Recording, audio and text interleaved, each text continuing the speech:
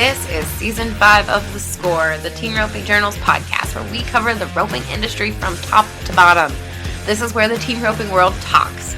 We talk through tough subjects, we talk big wins, and we talk real issues affecting the community.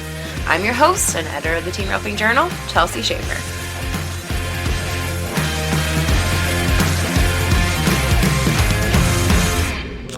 Tonight's episode is brought to you by Soft Ride Boots. The inspiration for Soft Ride Boots came many years ago when the crew at Soft Ride installed poured rubber floors in horse stalls at university-based veterinarian clinics and on leading horse farms and ranches. While their work helped them to fulfill their mission of making life more comfortable for horses, it was a dirty, hot, messy job that always had them thinking, there's got to be a better way. They finally did come up with that better way when they invented the first comfort boots for horses. Since then, their industry-leading Soft Ride boots and gels have become what they believe are the best horse boots in the world. Their innovative ice spa and other products are all designed as a safe and simple way to help keep your horse healthy every day, every step of the way. Visit softrideBoots.com for more information and to order your horse a pair. Hey everyone, it's Chelsea. This is round 9 of the Wrangler National Finals Rodeo, and this is The Score. Rhen and Jeremy Buhler got their first go-round win of the week. They were very excited to have won that round. They were due with a 3.8 second run. They now have 56,001 on the week, and they can feel a lot better about the way things went. I loved this interview with Rhen and Jeremy because Rhen definitely talks about how challenging this week was mentally, and I think there's a lot everybody can learn from listening to him. Second and third, Chad Masters and Joseph Harrison, Clay Tron and Jake Corkill. Fourth, Tanner Tomlinson and Patrick Smith, who I believe, I'm going to say it, and I haven't quadruple checked my numbers, but I believe they have officially won the average at the Wrangler National Finals Rodeo. Nobody can catch them. Riley and Brady have 8 down, and Caleb and Junior have 8 down, but they are way longer than Tanner and Patrick. So Tanner Tomlinson joins his partner as being one of the few rookies who have, or NFR rookies, who won the average at their first NFR. So excited for them.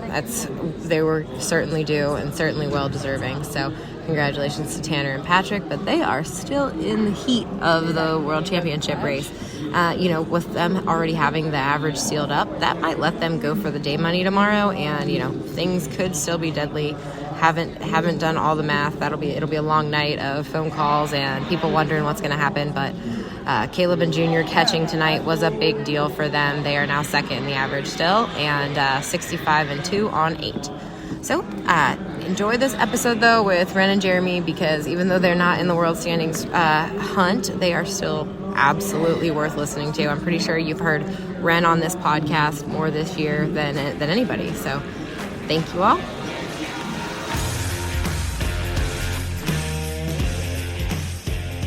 Okay. So this is weird. Usually when you and I are somewhere, I can't not talk to you. Tell me about the week. I've been missing you. That's special. Okay, so tell me about what was the bounce back strategy for tonight, man? I don't know what it was all week, but the timing was just off. I couldn't get going. I was behind the run the whole week, and I knew it. It was a feel. I knew what I was after. I just couldn't get it. And last night, finally, I got a good start, and yeah, same deal tonight. I mean, when you hit the barrier here, it's easier. I'm not saying it's simple, but you give yourself a chance. Like, when you're behind the ball from the start, it's a terrible feel. And you switched horses back and forth a little bit. What were you trying to accomplish? I mean, catching, but sorry. Well, the first, I think I got on him in the 6th round. I just couldn't get a start. Like, that horse was a little sore. He's getting old. And I just, even when I felt like I got a decent enough start, he just didn't feel like he was carrying me through there. Mm-hmm. And so, yeah, I got on the other horse thinking that I could get him going. And I did get him going and got good starts, but then he was too free. Mm-hmm. So I got back on the old horse, and we went and practiced, and just, I don't know if it was me just going to throw some loops and catching some steers. But, yeah, the last 2 nights have felt good. So. When did you go and practice? Yesterday morning, we just went to the South Point, and I ran 4 steers. Really, it wasn't, nothing about it was realistic, but just, I don't know what it was mentally. I guess just going and turning a few steers felt good. For you this week, what's been going through your head as you guys have gone through the week? True or false? Can you tell me the truth or not the truth? It's easy for me to tell the truth. I really believe in Rhen. It's not like him to miss one, let alone 2. He really doesn't miss a lot of steers, so nothing new is going through my head. Every night was a new night. I mean, it was just one of those deals where I knew that I better keep the hammer cocked and worry about myself being ready, because I knew it was only a matter of time. I was expecting a good spin every night. Yeah, absolutely. Okay, tell me what you knew about the steer that you had tonight and what you liked and what you saw. Chad Masters and Joseph were 4 flat. I don't know if they won that round, but the steer was just honest. He left, I think they did, yeah. Left sharp, was straight. I knew I could take the start at him, and he was a little bit stronger on the end of it, so my plan was to be strong on his head and try to get him opened up for Jeremy. And did you feel like everything went as planned? Yeah, everything went great. I faced a little early. That cost us a little bit. I don't know if I guess I just got excited, but yeah, when I seen him heel him, I snapped around there and I should have went another stride, but yeah, just thankful it all worked out. Talk about it from your perspective. What did you see in that run?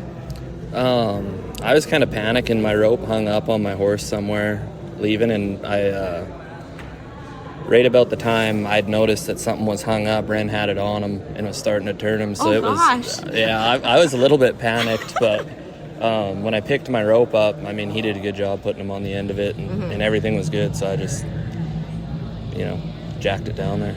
That was Haas, right? Yeah, that's Haas. That's Haas. Yeah. That's awesome. There's 2 horses here that are by that. When Riley sent me his horse's papers, I was like, I know that name, and I looked it up. So Haas came from Bucky Campbell? Yeah, and I think Bucky and Amy own the horse that, as far as I know, they own the one that Riley's riding too. Oh, yeah, the one that Riley's riding, yeah. Gotcha. Yeah. Well, did you watch the rest of the round? Yeah. Were you sweating it out? Of course. Yeah. That's the thing about going early here. Like, any team here can beat you every time. So, yeah, it's a little bit stressful down there at the bottom watching the best guys in the world go. And this round can get so fast. Man, I hate to make you do this because I really wish we were talking about the world title race with you guys. But any predictions for tomorrow? You think it was an interesting round? Like, everybody kind of did what they needed to do tonight. I don't really know what's going on other than Driggers and Junior and Patrick and Tanner are battling it out. So, I mean, Tanner, he looks like he hasn't made a mistake yet. That horse really fits him. And, I mean, his strength is going fast. So, I don't see those guys having any trouble. And same deal with Driggers. I mean, it'll be fun to watch. Have you guys been signing a lot this week? Have you been hiding out? Like, how's we're getting your mental game back together? How have you dealt with it? I mean, for me, honestly, this week, it sucked because we didn't do good, but it was really good for me mentally. Like, I feel like I grew all week mentally, and Bulldoggers. It's almost like there's a bunch of Canadians in here. Yeah. That's exactly. Oh my God, when he won the world, it was so loud. Just like that. F-bombs and Oh, No. it was so loud. acting up. That's awesome. Sorry. No, you're good. No, but yeah, that's interesting. Talk about that. Well, a little more. I mean, I think everybody at some point in their career is going to go through a spell like this. Yeah. I mean, yeah, it sucks that it happened here at the biggest stage, but, I mean, you get to see what you're made of right here. I mean, if you can bounce back from this and, you know, I feel like our run and our team is one of the best, and I'm looking forward to getting started this next year. You guys are open together next year? As far as I know, yeah. He's not excited. As far as I know. Oh, good. Oh, phew. Okay. All right, well, good. We'll do this again. Thank you for listening to this episode of The Score. Thanks for hanging with us all week. We will be back tomorrow with the World and Average Champs.